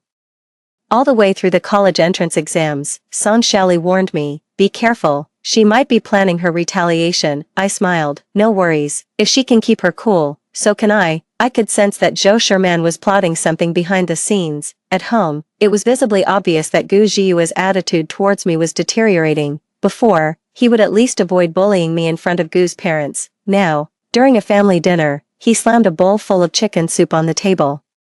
Splashing the hot liquid on my face, the maid nearby gasped, quickly bringing me an ice pack and burn ointment. Throughout this, Gu's mother kept her head down, sipping her soup as if she saw nothing. Gu's father glanced up briefly and told Gu Zhiyue, "Be more careful. Don't let others think our child is ill-mannered." Gu's father and mother didn't care about me. To them, I was just an adopted daughter brought home based on a fortune teller's advice, like a lucky tree placed there for good fortune. In my previous life, Zhou Sherman had tried to foster a relationship with Gu's parents, but that approach proved utterly wrong. When Gu's parents were busy, they would leave their own son with a nanny. How could they possibly develop a bond with an adopted daughter? In a wealthy family, talking about feelings is useless. It's only worth discussing interests. So, I put down the ice pack. I turned to my parents calmly and said, "Mom, Dad, there's something I need to tell you." I scored 718 on my college entrance exam, making me the top science student. As soon as I finished speaking, both my father and mother looked up sharply. Even my brother Gu Zhiyue widened his eyes in surprise. I casually picked up some stir-fried kale with my chopsticks and ate leisurely. Then, facing the astonished looks from the three of them at the dining table, I spoke lightly. "Mom and Dad always said that studying is our own business, so I didn't think to report my score. But my teacher just called me, saying that some reporters want to interview you about your parenting experiences. I wanted to ask if you'd be available." In my previous life, even though I worked part-time while studying, I still achieved good grades. In this life, having relearned the same knowledge without any obstacles, my performance soared to new heights. My parents exchanged looks, clearly taken aback. Before this, they had never paid much attention to the college entrance exam. Gu Zhiyue had applied to schools in Australia early on and went abroad right after high school, so he didn't need to take the exam. As for me, their foster daughter, they left things to fate and didn't bother much. No one expected me to do so well. "I plan to apply to the Guanghua School of Management at Peking University," I said, looking at my father. "I'll start interning at the investment department of Dad's company in my freshman year." My father was silent for a couple of seconds before he responded with a smile. "If you have that ambition, it's certainly a good thing." "Sure, congratulations. Lee, could you please bring some red wine from the trunk of my car?" Sure must be 18 by now. "Right, let's celebrate properly today." Ignoring the almost dripping dark gaze of Gu Zhiyue, I raised my glass to clink with my parents. Gratefully acknowledging their support, I had made the right bet. My parents didn't care about an ordinary foster daughter, but what if the foster daughter was the top scorer in the college entrance exam? That was a glory for the family, a testament to successful parenting, a beacon of hope for the future. My parents were delighted, opening several bottles of cherished red wine, and we fixed the time for the interview with the reporter before they went off to rest slightly tipsy. Only Gu Zhiyue and I were left at the dining table. The chandelier cast a foreboding shadow on his face. He inherited his mother's good looks, with a handsome nose and deep eyes, truly a stunning figure of a wealthy young master, yet at that moment, he looked at me with those beautiful eyes, cold and dark. "Gu Shichu, you don't think that just by doing this, you can truly become part of my family, do you?" I stood up, politely resetting the chair to its original place. Then leaned close to Gu Zhiyue's ear and whispered, "Young master, you might want to get your facts straight. It's your parents who now actively want me to be part of the family." On the day I went back to school to collect my transcript, I encountered Zhou Shermeng. She stood in the shadows looking at me, her expression a mix of jealousy, confusion, and anger. I knew she had seen the video of my interview with my parents. In the video, my mother had her arm around my shoulders, and my father was eloquently speaking to the host. The host complimented him for being both a successful businessman and a successful educator. At the end, the three of us took a family photo that looked like those perfect families in commercials. This was something Zhou Sherming never had in her previous life. She stared at me and said in a low, resentful voice, "What tricks did you use?" I shrugged. "Believe it or not, just studying hard and aiming high every day." I walked away, convinced that Zhou Sherman didn't believe me, yet this was the only solution. Behind me, I heard her softly say, even if you gain the love of Gu's parents, it's useless. Gu Jiue loves me. Typical of a drama series heroine, isn't it? To be with the male lead against all odds, even if it means going against the wishes of their parents or the world. I wished her well. However, about 10 minutes later, I encountered the lead male of the drama himself, Gu Jiue. Followed by a group of his entourage, cornered me in the hallway. By this time, the teachers and other students had left, and the building was deserted. My calls for help would go unheard. I looked up and realized that even the surveillance cameras had been tampered with. They had come prepared. Gu Jiue confronted me, his voice low. Gu Shichu, it's time to wake up from your carp leaping over the Dragon Gate dream. Today, I'll show you what happens to hypocrites. No sooner had his words faded than his lackey charged forward, grabbing my hair and smashing my head against the wall with force. With a loud bang, plaster dust scattered from the wall. Pain shot through my head, seeing stars, yet from somewhere I found the strength to fiercely kick the lackey right between his legs. A scream of agony followed, and he collapsed to the ground, his face contorted in pain. Gu Jiue's expression changed instantly. Just as he was about to signal the other lackeys to step forward, I suddenly pulled a wine bottle from my backpack. It was a gift from Gu's father for a dinner party that evening, intended for sharing with classmates. In a swift motion, I smashed the wine bottle against the wall, splattering red liquid in shards in all directions. Then, brandishing the jagged bottle, I faced the group of boys threateningly. Come on, I shouted loudly. My hair was a mess, coated with filthy wall dust. A warm liquid trickled from my nose to my chin, probably blood. I didn't know how deranged I looked, but evidently, the sight had frozen the boys in place. None dared approach. Wiping the blood from my nose, I laughed and said, hypocritical, Gu Jiue, you really have a way with words. Fine, I'm hypocritical, and you're righteous. At least the hypocritical me has donated money to save people. What about our righteous young master Gu, who has benefited from your help? Ah. It wouldn't just be your beloved damsel in distress, would it? In the distance, Zhou Shimao bit her lip and sidestepped to hide. She didn't need to hide. I had already seen her. Gu Jiue was ready to defend her and take me down. How could she miss this drama? The blood continued to flow from my nose, impossible to wipe clean, so I simply let it be. Looking at Gu Jiue and then at the dozen boys behind him, I smiled calmly. Gu Jiue, you brought so many people, made such a scene. You better not let me leave here alive today, otherwise, my smile faded. If you let me walk away alive, I'll drag you to hell with me. Gu Jiue's face turned pale, just as Zhou Shimao once said. Gu's father is an honorary school director, and with the Gu family's significant influence, Gu Jiue bullying students usually went unnoticed by the teachers as long as it didn't escalate too seriously, but he didn't have the guts to kill someone at school. He stared at me for a long time before muttering softly, you'd be getting off easy if you died now. You scheming woman. I laughed loudly. Is this scheming to you? Want to know what real scheming looks like? I looked at Gu Jiue, a chilling thrill passing through me. Finally, I could tell him. I spoke deliberately. The journalist investigating the bullying case was brought in by me. In an instant, both Gu Jiue and Zhou Shimao's pupils dilated. You thought it was just a coincidence. A casual mention of bullying, and a journalist happened to hear it while visiting the school. I pointed at myself, smiling. Because I arranged for that journalist to come, I wrote anonymous letters to several newspapers, reporting severe bullying at Jiangqingno, one middle school. This kind of story, if true, is front-page news, so they were bound to send someone to investigate. I knew with Zhou Shimao's simple mind, if I bumped her from the dance performance, she'd likely run to you, claiming I bullied her. Perfect timing. As she came to you crying, the journalist was conducting undercover visits, a match made in heaven. The journalists will definitely investigate me. Of course, I prepared everything necessary. In the end, I'll be able to prove my innocence. But think about it, Gu Jiue. Once the journalists realize that this was all a misunderstanding and that I'm not the bully, will they just stop there? Or will they keep digging? Gu Jiue's face suddenly turned pale. I smiled. Do you understand? I orchestrated this whole event just for you. Even if only 2 out of the 7 or 8 journalists present that day continue their investigation, it will be enough to cause you significant trouble. You must have heard what the director of the Education Bureau said. He despises bullying the most. If your bullying comes to light, not even dad can save you. See, Gu Xiao, this is what you call being schematically brilliant. After I spoke with a grin, Gu Jiue's expression turned extremely sour, and the boys around him were clearly losing their patience. What should we do, Brother Gu? Are the journalists still around the school? If they come this way, we're done for. If this gets recorded, it will affect us for life.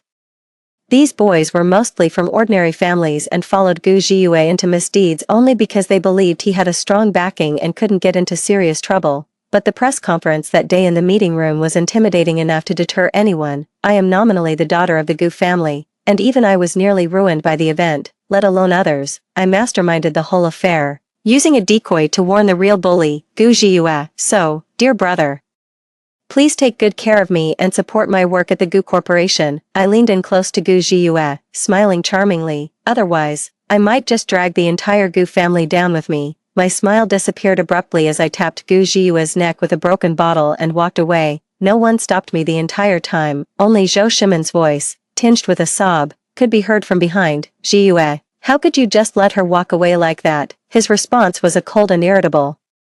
Get lost. Gu Zhiyue seemed to have suddenly become obedient. In the past, he never allowed me to attend any of the Gu family's banquets. This time, someone invited him to a dinner, and he proactively said to Mother Gu, let me take my sister with me. Mom, please prepare a dress for her. Over the phone, I heard Zhou Shimen quarrel with him. Shouldn't you be taking me as your date? Gu Zhiyue sounded very impatient. I've already paid for you to study in Australia. What more do you want? Zhou Shimen's performance in her college entrance examination was very poor. In her past life, her academics were weak, and she was solely focused on ingratiating herself with the Gu family. This time, from easy mode to hell mode, her results were even worse. Her only way out was to cling to Gu Zhiyue, but I could tell that Gu Zhiyue was getting annoyed. Initially, Zhou Shimen attracted Gu Zhiyue with her image of a poor but stubborn and independent girl.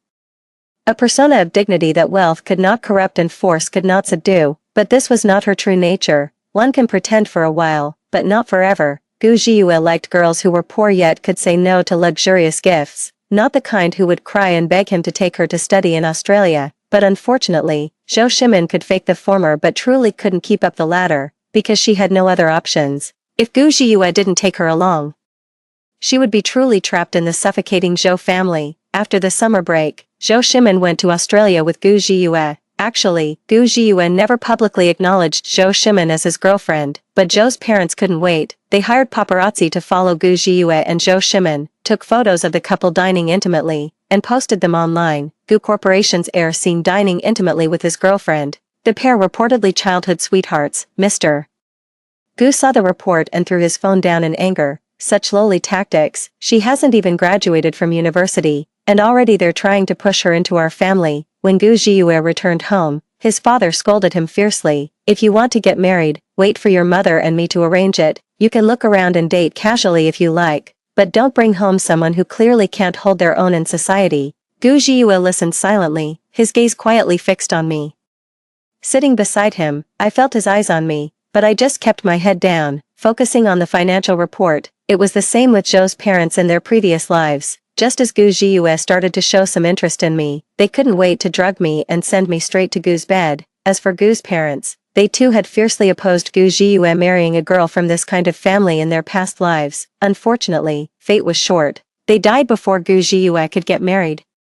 After berating Gu Zhiyue, his father strictly forbade him from meeting Zhou Shimen during his vacation. Gu Zhiyue did not resist. He stayed at home, occasionally showing me kindness, and bought me a pair of expensive diamond earrings for my birthday. I was out with friends until late, and he waited outside the bar in his car to pick me up. Sitting next to me, Song Shali held a non-alcoholic mojito, looking out at Gu Zhiyue, who was incessantly smoking. She opened her mouth, wanting to say something. I stopped her with my hand. I know what you're going to say, don't worry, I'm aware of the situation. After saying goodbye to my friends, I sat in the passenger seat of Gu Zhiyue's car. He handed me a bag. Looking down, I saw hangover soup and small cakes from my favorite dessert shop. I smiled. Gu Zhiyue, there's no need. He silently pressed the accelerator and said nothing. The ride home was quiet. At home, I threw the hangover soup and the cakes into the trash. Gu Zhiyue just stood there watching, silent till the end. I went back to my room, not wanting to deal with him. Song Shali, studying computer science at Tsinghua next door, had recently developed a program that could improve corporate personnel management efficiency. This was a great opportunity to start her own business. Having interned at Gu Corporation's strategic investment department for nearly 3 years, I had some influence.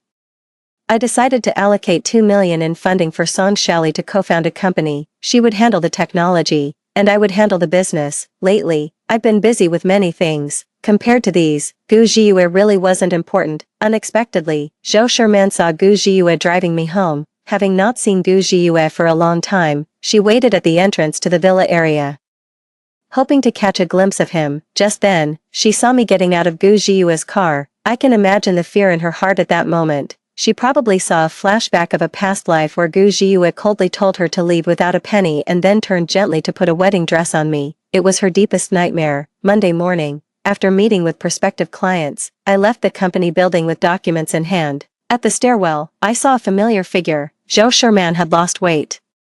Her cheeks were slightly hollow, and her eyes were red, yet, she was still beautiful, with a small face and Barbie-like eyes, like a star torn from a magazine. Originally at the orphanage, Zhou Sherman was the prettiest child. Almost every adopting family noticed her first. If not for her pride, she would have been adopted long ago. Perhaps that's why she was particularly unwilling to accept her situation. She walked towards me and stopped right in front of me. She was wearing high heels, standing half a head taller than me in my flat business shoes. Zhou Shiming said, "I'm pregnant, and it's Gu Zhiyue's child." I replied, "Is that so? Then it's probably better not to wear such high heels." Zhou Shiming stared at my face, trying to detect any hint of emotional fluctuation, but she found nothing. Eventually, she broke down first. "Chu, what other tactics do you still have up your sleeve? How on earth are you competing with me for Gu Zhiyue in this lifetime?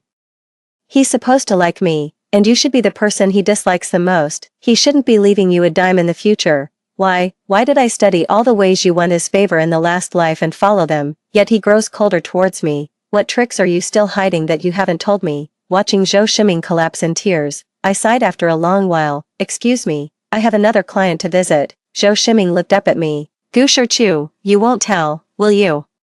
"It doesn't matter." In that instant, I realized something. But it was already too late. Zhou Shiming stepped forward, hugged me tightly, and then leaned back. We both tumbled down the stairs. With a loud crash, Zhou Shiming and I landed at the bottom of the staircase. My head likely hit the railing, and all went dark before my eyes. I felt severe pain in my knee, unable to tell which leg could still move. In the darkness, I heard Zhou Shiming crying out, "Zhiyue," struggling to lift my head. I vaguely made out the person standing before me. Gu Zhiyue. Blood spread out from beneath Zhou Shiming's skirt. She cried, "Zhiyue, our child is gone. Your sister pushed me. She said your child would take away her share of the inheritance." Gu Zhiyue's face turned ashen. After a long moment, he bent down and picked me up. Zhou Shiming's eyes widened in disbelief. She looked mournfully at Gu Zhiyue and cried, "Zhiyue." Gu Zhiyue said coldly, "Zhou Shiming, you disgust me." Zhou Shiming started trembling. This was her nightmare. In the last life, Gu Zhiyue often said this to her, "Zhou Shiming, you disgust me." Different choices, different processes, but why the same outcome? Zhou Shiming screamed as if mad. "Why? I clearly chose correctly. Why is it always the same outcome no matter what I choose?" I heard no more of what she said. The dizziness in my head grew stronger. The world gradually faded to black. In the hospital room, the faint smell of disinfectant lingered. I opened my eyes, and Gu Zhiyue sat by the bed. He spoke softly. "It was Zhou Shiming who called me over, probably planning to frame you, but I arrived early, so I heard your entire conversation. Chu, focus on healing, don't worry about anything else." Also, about Zhou Shiming's child, she drugged the juice she gave me. My leg was still in pain, and so was the back of my head, but I bluntly interrupted Gu Zhiyue. "Excuse me, are you explaining this to me?" Gu Zhiyue paused, taken aback. I pulled the blanket up a bit. "If my parents hold you accountable, naturally you'll need to explain to them, but I don't see how this concerns me." Gu Zhiyue paused for a long time, then spoke softly, "I want to break up with her." An awkward silence followed. I smiled. "That seems even less related to me." Gu Zhiyue looked up at me anxiously. "Chu, do you really not understand what I mean?" I watched Gu Zhiyue's eyes quietly. His gaze grew increasingly expectant. At the peak of his anticipation, I couldn't help but laugh. "Of course, I understand. Gu Zhiyue, you're truly the master of infuriating people in the whole world." Gu Zhiyue's eyes dimmed instantly. After a long silence, he whispered, I know I've made many mistakes, but I'm willing to spend the rest of my life trying to earn your forgiveness. When you first came to my house, I really disliked you, but for some reason, I found myself caring more and more about you as time passed.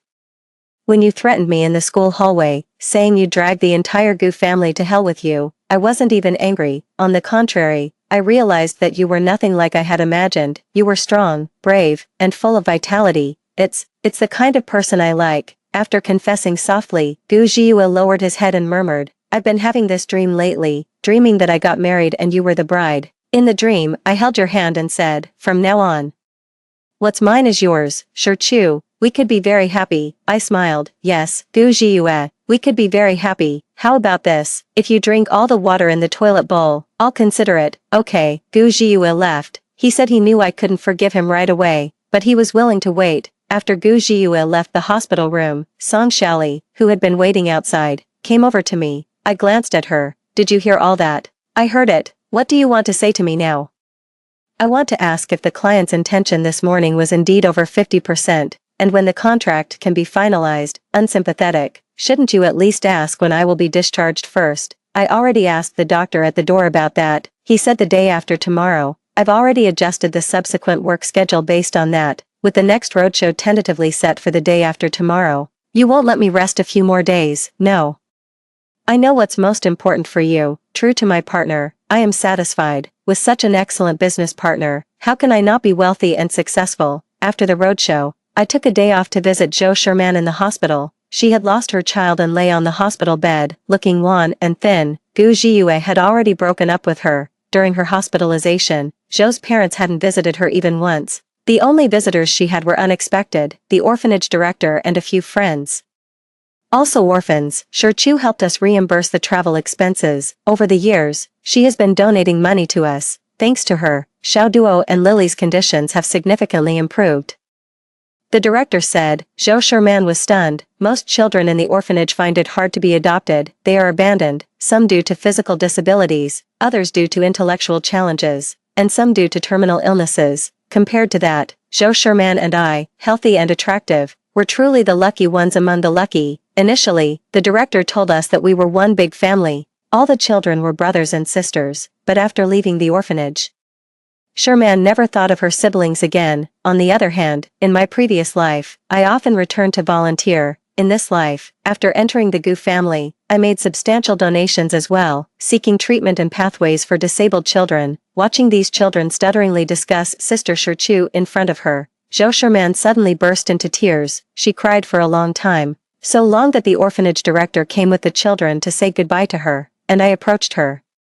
Unnoticed, I calmly waited for her to finish crying. After a while, Zhou Sherman, covering her face with her hands, said softly, Do you hate me? Before I could answer, she quickly said, I hate you too. I just wanted a better life. What did I do wrong? I thought for a moment. Nothing. It's just that you chose the wrong way. Sherman looked at me. Are you saying I'm not as kind as you, not as innocent, not as loving? I shook my head. Not at all, Sherman. Your biggest mistake is that in both your past and present life, you always aim to take other people's cake. But why should others let you have their cake? Even if they did, how would you know if it's poisoned? The right way is to make your own cake. Zhou Sherman cried out. What right do you have to judge me? Don't you also want a share of the Gu family's wealth? I shook my head. I don't. The 2 million I took from the Gu family has been fully returned with interest after the profits from my company with Song Xiaoli. As for the clothes and jewelry Mrs. Gu gave me, the valuable ones are all sealed in a safe. With a list made, I hope to completely sever ties with the Gu family in the future. The reason is simple. The Gu family made their fortune in real estate, and in the process of land acquisition and building over the past 30 years, there have been accidents and deaths, and countless underhanded dealings. Gu's father has his ways to suppress these issues now, but they can't be suppressed forever. Holding on to this blood-stained, dirty money is bound to lead to disaster, and when the time comes, everyone associated with the Gu group will be imprisoned. Zhou Sherman couldn't grasp all this. She just stared blankly at me. Finally, she whispered, In 2 lifetimes, I have lost to you. I gently shook my head and then leaned closer to her. This was my purpose for coming. I had something to say to Zhou Sherman. Sherman, in 2 lifetimes, you have been after me, as if I am your greatest enemy. But tell me, in these 2 lives, is it really me who has ruined you? It was as if lightning had struck Zhou Sherman. She trembled violently, crying uncontrollably. I turned and left, never looking back. Time flies. On the day the company that Song Xiaoli and I founded went public, I saw the news. In front of the Gu Group building, Zhou Sherman had stabbed Gu Jiuyue with a knife. Song Xiaoli was by my side. She also saw the news. In the news, Zhou Sherman had been arrested by the police, and Gu Jiuyue was in critical condition, his fate uncertain. Song Shali glanced at it and then looked away. I teased her. Aren't you going to ask if I'm worried about Gu Jiuyue? She said. You're not worried, but he loved me later, didn't he? Song Shali, expressionless, said. Gu Shichu, in this life, I'd rather you accept money from loan sharks than accept love from a scoundrel. Also, let me review your script for the press conference later. I think you have 6 punctuation mistakes. Alright, class leader. The world's largest industry summit is about to commence. Beneath the bright lights, the host has already begun delivering an exhilarating opening speech, and there, Song Shali and I, as the youngest and most noteworthy successful female entrepreneurs, are about to step onto that stage. Countless flashbulbs are about to light up for us. Countless cameras are about to focus on us. Song Shali, dressed in a pristine white suit, looks cool, efficient, and outstanding. The weed that quietly sprouted during adolescence has finally become the pine that stands tall through the blizzards, and I, in a black silk gown, am elegantly gentle, with a hidden shimmer. After enduring the long dark night, we finally see the stars. Song Shali, are you nervous? Forget it. Artificial intelligence doesn't get nervous. I shouldn't have asked. Silence. After a moment, Song Shali takes my hand, sharing the warmth of her palm. Gu Shichu, don't be nervous. The curtains part. Our names flash on the giant LED screen. Hand in hand, Song Shali and I walk towards the stage, greeted by a thunderous applause. Epilogue. Later, the company Song Shali and I founded grew larger. Gu Jiuyue didn't die. He was seriously injured, but his life was saved after emergency treatment. That's good. The debts created by the Gu Corporation should indeed be repaid by someone who remains alive. Zhou Shiming went to prison. In her letters from jail, she wrote that if she ever got the chance to come out, she hoped to return to the orphanage to volunteer with the children. She said she hoped to spend the latter half of her life atoning for her sins to me. At the end of the letter, she called me sister. My feelings are complex as I store those letters away. Many children from the orphanage gather around me. Sister Shichu, what are you looking at? I shake my head. Nothing. Today, Song Shali and I visited the orphanage together to meet with the director. We plan to set up a charitable fund in our company's name to help unadopted children and provide ongoing support for those who encounter difficulties after adoption. The sun is splendid, and the weather is clear. We have finally stepped into the future we dreamed of. Extra story.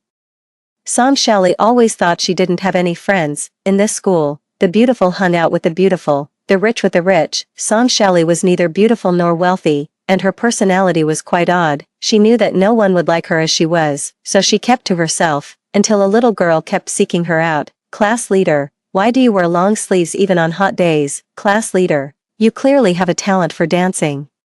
So why don't you participate when the dance teacher asks you to perform? How annoying. She couldn't answer any of these annoying questions. Song Shali simply remained silent. The little girl mistook her silence for coldness and walked away dejectedly, only to return a few hours later. Class leader, can you explain conic sections to me? I'll treat you to spicy sticks. Song Shali, actually, the little girl's family situation wasn't great either. Her father seemed to be a school security guard, and her mother a cleaner. It was slightly better than her own family, but only just. Not to mention, at least Song Shali still had her grandmother's affection, unlike the little girl whose parents hardly cared for her. But the little girl was different from herself. She was likable, and everyone in class liked her, and reportedly, a rich boy from another class was fervently pursuing her. Occasionally, Song Shali would also indulge in a bit of gossip. That rich boy, Gu something, I heard he likes you. The little girl, nibbling on her pen while solving math problems. I don't want the love of a scoundrel. In truth, they hadn't spent much time together, yet the young girl seemed to have understood Song Shali's family situation. Class leader, take this money. It must have taken the young girl a long time to save up even a little amount for her study aids.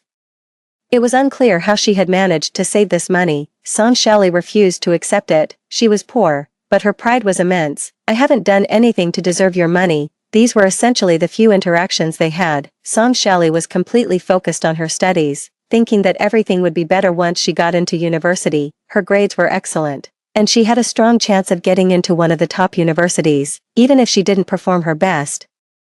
She was sure to attend a prestigious school. Then, she would be able to earn money, buy medicine for her grandmother, and even find time to visit and befriend the young girl. However, a month before the college entrance exams, her father returned with devastating news. Your grandmother is not going to make it. Song Shali felt a chill to her bones. Her father, drunk and mumbling to himself, said, it's an incurable disease. Just keeps costing money. The doctor said there's only a 30% chance with the surgery, so I decided against it. It's just more expenses if she comes home, so I left her in the hospital corridor. That damn old woman, always a burden on me. Shali's ears buzzed as she scrambled to gather the last bit of money from her backpack, money she had saved for her own university tuition. She rushed to the hospital, desperate to save her grandmother, but her father blocked her. You little runt. You still have money. Why didn't you bring it out yesterday when your dad was being chased down by creditors? Shali struggled fiercely, but she was too thin, her arms and legs as frail as bean sprouts, flailing without strength. Her father snatched her money and then gave her the worst beating of her life. Fucking brat, I gave you life. Your life is mine to take. I could kill you today, and it would be what you deserve. Shali passed out. When she woke up, her father had already taken the money and gone out drinking. She raced to the hospital like a madwoman. The familiar doctor shook his head in regret. Her grandmother had passed away. What happened to your right hand? The doctor noticed Shali's hand. Shali looked at her arm, oddly angled, even to the untrained eye. It was clearly broken. She declined the doctor's kind offer to get an x-ray and stumbled home alone. On the way, a girl stopped her. The girl wore gold-rimmed glasses and a white shirt, looking refined and about her age. Do you want to start over? The girl seemed to be saying something, but Shali couldn't hear clearly. Finally, the girl handed her a piece of paper with a series of numbers. If you want to start over, text your name, birthday, and address to this number. I can give you a chance to start over. Shali sat on the rooftop, pondering the girl's words. Start over, what good would starting over do? In this life, she had already tried so hard. How could starting over be any better? She should leave the chance to someone who needs it. So, Shali took out her phone. As the class leader, she had access to everyone's information. She found the young girl's information, reportedly, because she refused to be with a wealthy suitor. Her parents had locked her up and beaten her severely. Let her have the chance to start over. She was strong, and with a chance to start over, she could surely make a better life. Shali picked up her phone. With her right hand broken, she clumsily typed out a message to the little girl using her left. The message was sent successfully. Shali breathed a sigh of relief, carrying an overwhelming sense of despair, and a small blessing. She jumped. Shali woke up. She remembered jumping off a building, but found herself waking up in bed. Her mind was cluttered with shadows, unclear whether they were dreams or forgotten realities. It couldn't be real, she thought. After all, ordinary people like her don't get rebirths like the heroines in novels. So, it must have been a dream. The alarm rang, and Shali got up to go to school. A big event happened at school today. The Gu family's young miss transferred to their class. Shali vaguely remembered this scene from a dream. In the dream, the Gu family's young miss was bullied in the restroom. Shali approached, offered her a towel, and urged her to expose the bullies.